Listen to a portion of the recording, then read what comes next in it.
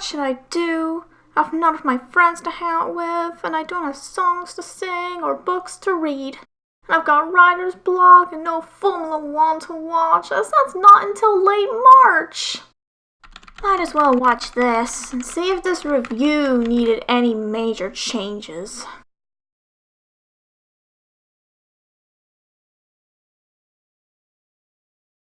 Wow, this review needs a lot of improvements. Better audio, needs to be longer, and I'm gonna do it as a solo.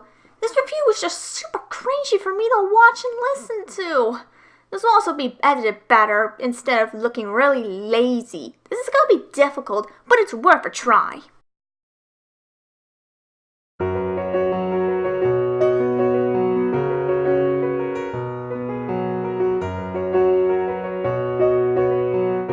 Hello Everpony, and here I am to re-review the Season 7 episode Hard to Say Anything.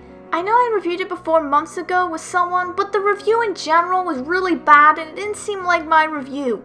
I know I'll probably get complaints for doing this review again and deleting the original. But I'm here to try and make it a little better, hopefully, and I'm going to discuss what I want to discuss originally, and that was every scene in the episode. Get your fireproof suits on, get in the Formula 1 car, and lights out and away we go! The episode starts at Sweet Apple Lakers when Scootaloo and Sweetie Belle walk to Apple Bloom.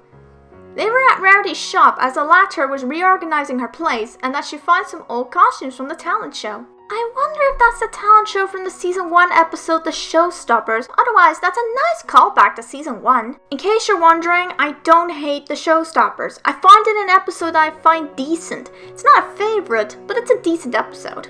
Big Mac is loading some buckets of apples into a cart and one falls on the ground. Apple Bloom, being a great little sister, picks it up for him and asks if he's making another delivery to Starlight's old village. Big Mac says yes to this, then Apple Bloom says that he's been going there a lot lately, which must be his 5th trip this week. Big Mac laughs nervously and says yes. I have done something similar when someone asks me why I'm talking to somebody a lot, and if it's a guy, I do nervously giggle, that is if I have a crush on them, which is likely since, you know me, I'm a mare who giggles around a guy who's nice and even cute. Apple Bloom asks Sweetie Belle if she had other costumes, but Scootaloo interrupts and reminds him that Big Mac is obviously hiding something. Yeah, and if a character blushes when asked why they're going somewhere a lot, you know it means they most likely have a crush on some pony. The three fillies then say at the same time what Big Mac would be up to, and while they are ridiculous, they are funny. Scootaloo thinks he's taking private skiing lessons, Sweetie Belle thinks he's training for a marathon, and Apple Bloom thinks he's getting away from the smell of broccoli she had been cooking a lot. Sweetie Belle suggests they ask Big Mac what's up with him, but because of the nervous laugh and blush he did earlier, there's no way he would tell the CMC what he's been doing. Very true for someone who does have a crush, and they usually don't want to admit it because of them being nervous and shy. I've been through that before, and I don't usually admit to having a crush on someone until I get my date offer rejected or if the person says yes. This was mainly because bullies would constantly pester me for having a crush, even on someone that wasn't well liked in the school. But hey, at least I don't get that nowadays anymore. The CMC get dressed up in their disguises so they can follow Big Mac, and also because Scootaloo wants to go undercover. Scootaloo dresses up as Agent Rainbowhead. Sweetie Belle dresses up as a librarian called Shimmering Spectacles, who has a mysterious past. That would be the disguise I would go with, except my past isn't that mysterious and I would instead be a murderous librarian. And Apple Bloom dresses up as a pirate spy, or as she calls it, a spyrate. Out of all of them, I love Sweetie Belle's one, not just because I'm a bookworm and I love to read. The CMC follow him to Starlight's village, and I love the way they pretended to be apples, but Big Mac is too love-struck to even notice the three fillies just sitting there. That does happen when you're love-struck. You always seem distracted and you don't notice something that could be in front of you. Never happened to me, surprisingly, from what I remember. The CMC used binoculars to see who Big Mac is talking to, and it turns out he is talking to Sugar Belle. While I was surprised that they chose Sugar Belle to be Big Mac's love interest, I wish that they hinted at this in earlier episodes. Like, Big Mac has been going to Starlight's old village for deliveries, but I don't think that was ever hinted at. Remember, there have been times when we get introduced to something, but it isn't looked into further until seasons later, like Star Swirl the Bearded and the Pony of Shadows, which has been mentioned a lot in the series. While the CMC look through the window to see what Big Mac is up to, they see him and Sugar Belle talking. And we see how much apples she has, and it is a load of apples. Like, a load of darn apples. Apple Bloom says that the reason for those apples would be that she just really likes her apples. Sweetie Belle asks what Sugar Belle is doing and if she is making the biggest apple pie in Equestria. Interesting answers from the two of them, but you would think Applejack or Pinkie Pie could try and make the biggest apple pie since they know how to bake pies. So, Big Mac and Sugar Belle are talking while the latter is thanking the former for coming again. Big Mac laughs nervously and blushes. Anyone that has had a crush before would relate to this, as when you're around them you'll get nervous. Usually I'd be like that when I do try to talk to them about something they like and such. That usually works, and you do need to be careful on what you say or else things will get pretty awkward. Sugar Belle says that she used to bake boring old muffins. Yeah, we remember that before she got her Q mark back after Starlight took it. Her muffins weren't so good that Pinkie Pie had to eat them all. But thanks to Big Mac's deliveries, she gets to bake all kinds of delicious treats, such as apple pies, apple fritters, apple turnovers, caramel apples, and caramel apple cakes. But she wishes she had more room to display it all, as her shelf can only hold so much. Now I'm hungry for a cupcake or some cake. Apple Bloom still says that Sugar Belle really likes her apples. Sweetie Belle points out that Sugar Belle feels that way for Big Mac, which does get the other two CMC members confused. Yeah, Sweetie Belle definitely knows what she is talking about. This is one of the reasons she is my favorite CMC, as I'm kinda like her, apart from that she is adorable and squeaks in her voice. She is one of those kids that likes the romantic stuff and can tell when something romantic is happening between two others. Only a few of my friends know this, but before I became a teenager, and I must have been around 10 or 9, I was with a friend I made on holiday in Sri Lanka, and we noticed that two of the entertainers at the hotel were crushing on each other. So the next few days, we got the two together and they eventually admitted their feelings. You may not believe that actually happened to me, but it actually did, and I never lie about events that have happened to me as a kid. If I was being bullied, I would lie so it doesn't seem embarrassing, but that always failed. I admit, I'm not always honest, but I am mostly honest, and I only lie out of nervousness or fear. Oh, I'm so sorry for rambling on there. Let's get back to the review. So, Sugar Belle bumps into Big Mac, they touch noses, and they laugh a little as Big Mac blushes. Yep, this is something we see in many love stories. The two lovebirds bump into each other a little, or if this was a high school, one drops some paper and they touch hands or hooves, depending what universe it is. Apple Bloom says that Sweetie Belle is right, then yells that Big Mac has a crush. Yeah, you see Sweetie and Scooter's reactions when Apple Bloom does that? Yeah, that'll be my reaction, is I wouldn't scream to the world that someone has a crush. Trust me, I've put up with it in high school and it wasn't pleasant, and bullies pestered me for years on that. Big Mac walks out the door, and Apple Bloom tells Sweetie and Scootaloo that when they confront him about his crush, they need to try and make him feel comfortable because he's very shy and is probably embarrassed by his crush. Now that's something you need to remember when you find out someone has a crush but want to confront them about it. You need to be calm and not make the crush seem like it's a big deal, just so the one with a crush doesn't get scared to tell that they are crushing on someone. So when I know that someone has a crush, I usually wait until that someone admits to it, or after some time, I try my best to calmly ask them if they do. I do have friends that would ask me if I have a crush, and I first deny it, but then I admit it sometime later. The CMC confront Big Mac and remove their disguises. Apple Bloom calmly tells Big Mac to be honest and if he has a crush on Sugar Belle. Big Mac, without any hesitation, admits he does. I admit there are times I say I have a crush with no hesitation. Sure, it does feel awkward, but afterwards, it feels good to finally admit something to anyone that I trust very well. Scootaloo says Big Mac confessed to crushing on Sugar Belle very quick, and Apple Bloom is excited that Big Mac has his first crush. Scootaloo confused on how it's Big Mac's first crush, as what about Cheerlee, since the Pegasus seems to think that was his first crush. With a call back to the episode Hearts and Hooves Day, Sweetie Belle points out that she doesn't count as a crush when you trick somebody into drinking a love potion, and Big Mac angrily says no to that. Yeah, Sweetie Belle is right about that. Forcing someone to fall in love with another is not true love or a crush, as you're not giving them a choice at all. It's like in a romantic drama story when a villain is trying to make someone fall in love with them when the captive clearly hates them. Then the villain's patience snaps and they use a potion or spell on the captive, and it puts the captive into a trance as if they've been brainwashed where they do something but not by their choice. And what I said there sounds a bit like Bride of Discord by Disney Fanatic 2364. When it came to episode 9, except Discord overheard a conversation flourish I said, and while she tries to explain that she said those things as she was scared, Discord doesn't listen, becomes scary, and puts her into a trance. While Bride of Discord was inspired by Beauty and the Beast, I'm just going to point out that the movie didn't have a scene with Beast putting Belle into a trance, and yeah, it was because he didn't have magic or anything. If I'm crushing on somebody, I would ask them on a date, get them a cup of coffee, then once they're not looking, I put a love potion into their drink. So yeah, I would never do that sort of thing. Anyway, Apple Bloom says in a sing-song voice that her brother has a crush, but she stops and asks if Sugar Belle knows about this, which he says no to. Apple Bloom tells Big Mac to go tell Sugar Belle how he feels, but he seems so nervous to do that. Yeah, before I ever told her crush on how I felt about them, the nerves have gotten to me before and I say it by text. So yeah, it's normal to be nervous to tell your crush how you feel, and it can be difficult because you don't know how they'll react and you're scared that they'll be negative about it. That's a fear I've always had when I confess my feelings to someone, and I've rejected another's feelings before, but very calmly.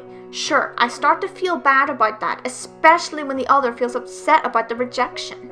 Swaybell assures Big Mac that they're very sure that Sugar Belle likes him back, and that would explain why she keeps ordering apples so she can see him.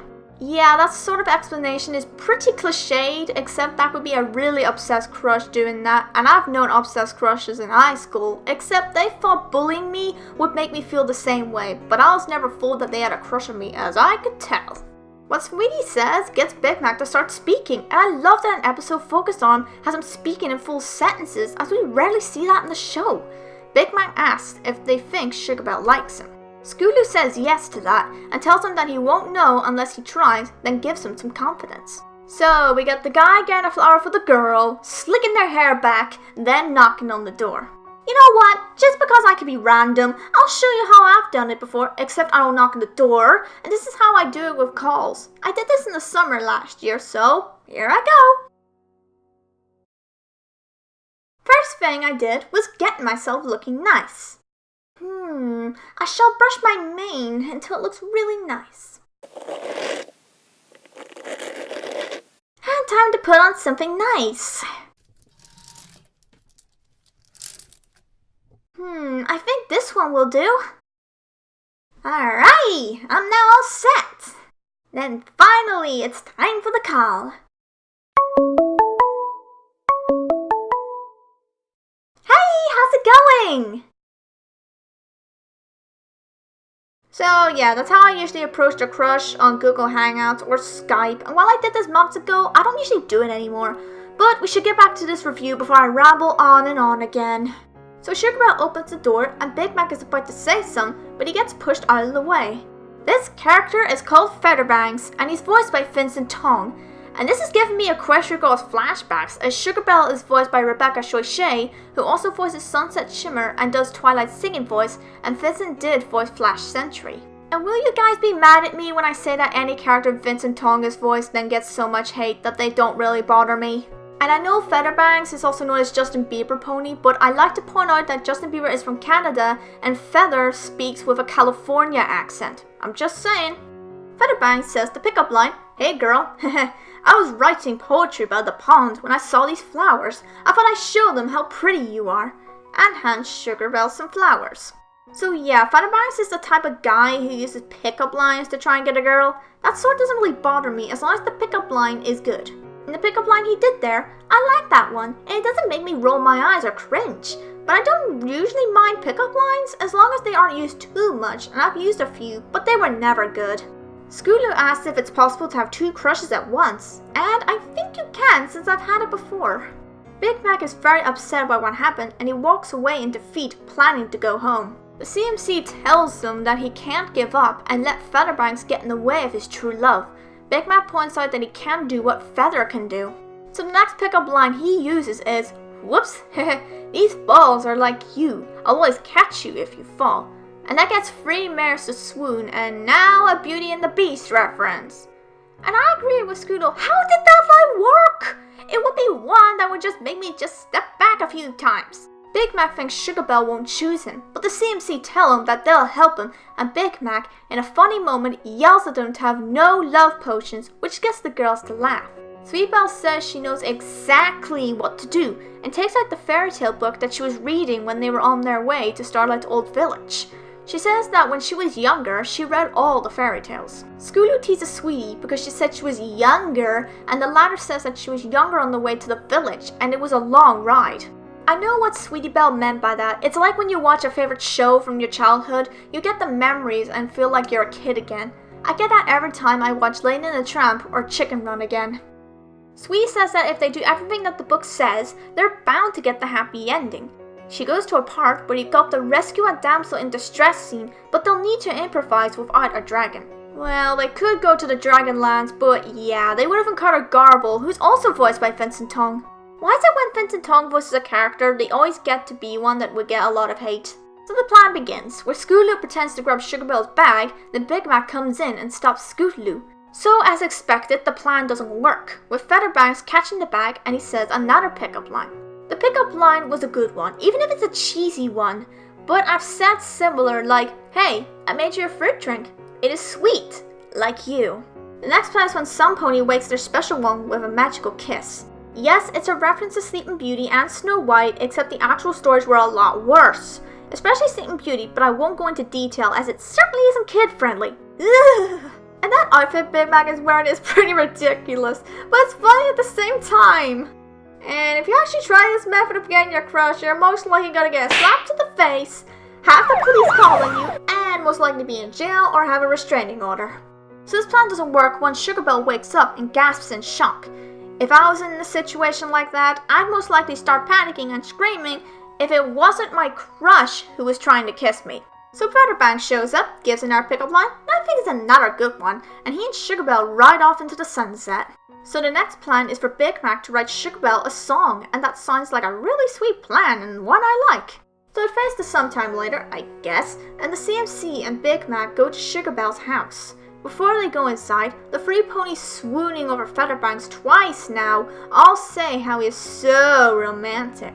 And they speak with Valley Girl accents, but they're not as annoying as Lily Lace's voice from Honest Apple, which was one I find pretty darn annoying. Interesting fact, the orange pony is voiced by Claire Corlett, Sweetie Belle's actress. And why does she voice more characters than Michelle Creeber and Madeline Peters? If you want to know who she's voiced so far, check it out on Behind the Voice Actors. So the part Big Mac sings first is pretty sweet and adorable. I wish I was that good at songwriting to tell someone how I felt about them, but because of nerves, I wouldn't be confident enough to sing it. Then Featherbanks comes in and sings a song that sounds a little like something you would have heard from the Backstreet Boys, NSYNC, or JLS from their earlier years. I'm not really into country music, I'm more into rock, R&B, and hip-hop from the 20th century or the early 2000s, which I mostly grew up with. Except those bands have better lyrics than what Featherbanks does here. I also love Sweet Belle's face during when Featherbanks starts singing. That's the face I usually have when I see any of my favorite Formula 1 drivers. And I know some Formula 1 fans will say, Pascal Wehrlein doesn't count as he's not racing this year. No, he does count because he raced in Formula 1, and even if he isn't going to be racing this year, I still count him. Sweet Belle also had a dreamy look after the second plan failed once Scootaloo started saying stuff like Featherbanks having a good mane and timing. So the battle continues, and it ends very badly.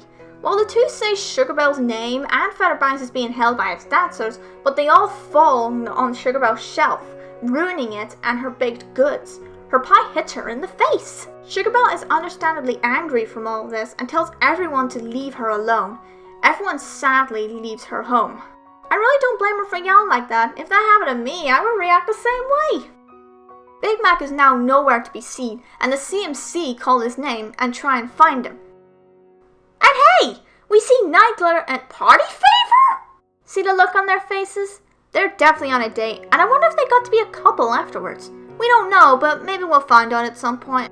The fillies find Big Mac reading the fairy tale book sadly, and he closes it the same way. Sweetie Belle is confused on how nothing worked, as they usually work in the fairy tales, and I'm not annoyed by that. Remember, the CMC are kids, and I can accept Sweetie saying there. Big Mac explains that Sugar Belle isn't a fairy tale princess, and she's a real pony. He then says the sweetest things about her, and it's that she's kind, hardworking, and is sweeter than everything in her bakery. Now that moment had me almost die of cuteness. It didn't make me die of cuteness as much as when Melody Shine does the voice of Autumn from Cortland Chronicles. This moment gets Big Mac to realize what he should do and gets the CMC to help him out. The plan is to have Scootaloo in disguise distract Sugar Belle, who is suspicious of her, while Big Mac and Apple Bloom are building something in her home. The way to distract her, but fail, gets Sugar Belle to show Scootaloo around town, but it's just the one street, and pull the thread of Sugar Belle's bag so that Scootaloo can get a new bag, but Sugar Belle says it's no big deal. The way with her tone of voice, you know she doesn't want to deal with anything after what happened with Big Mac and Featherbangs earlier. The plan doesn't work, and Scootaloo warns Sweetie, Apple Bloom, and Big Mac that Sugar Belle is coming, and does it in a way that had me burst out laughing. It's revealed that what was being built was a new shelf Sugar Belle needed after her last one got wrecked during the song battle. She's very happy that Big Mac remembered that she needed more room for her desserts, and can now make more different treats. Big Mac tries to say something to Sugar Belle, but she stops him and tells him that she likes him too. When it comes to me confessing feelings to someone in a chat room, I always tell them how I feel. Like, I have a crush on you. Then we tell each other how we feel and what we like about each other. Two lovebirds get interrupted by the CMC, who find the exchange very adorable. Sugar Belle recognizes the fillies, and Apple Bloom explains that she's Big Mac's little sister, and the girls apologize for what they put her through, and Big Mac would never have gone through with the things they made him do. So the lesson is that romance isn't just about impressing somebody you like, it's about doing something that means something special to the one you love. If the show does another love story like this, the next lesson should be to never judge someone by their looks, only by their personality. I only say this because I don't judge someone I crush on just because of their looks, but by their personality. The girls leave and see that Featherbanks is once again trying to impress Sugar Belle, but the CMC tell him that Big Mac has gotten her first. Sweetie Belle points out the 3 swooning ponies from before, but Featherbanks reveals that he can main flip, write poetry, and juggle, but not actually talk to a pony. He asks the CMC for help, and they agree to help him out. And that was hard to say anything. This was an episode that I think they got the romantic stuff down very well, even if a few cringy moments. It is definitely better than Hearts and Hooves Day, even if I like that episode as well. So yeah, there were cringy moments in this, but they didn't really affect me all that much. The only flaw nitpick I have is that I wish the ship got hinted at in earlier episodes, but that's the only complaint I have. So I'd give this episode an 8.5 out of 10. Now that's done. How am I going to do my Simple Ways review? Hopefully one of the Rift City members can help me, and that'll be fun to do. It's gonna be difficult to get the ones I'm shipped with, as they're usually very busy. Oh well, time to relax for now.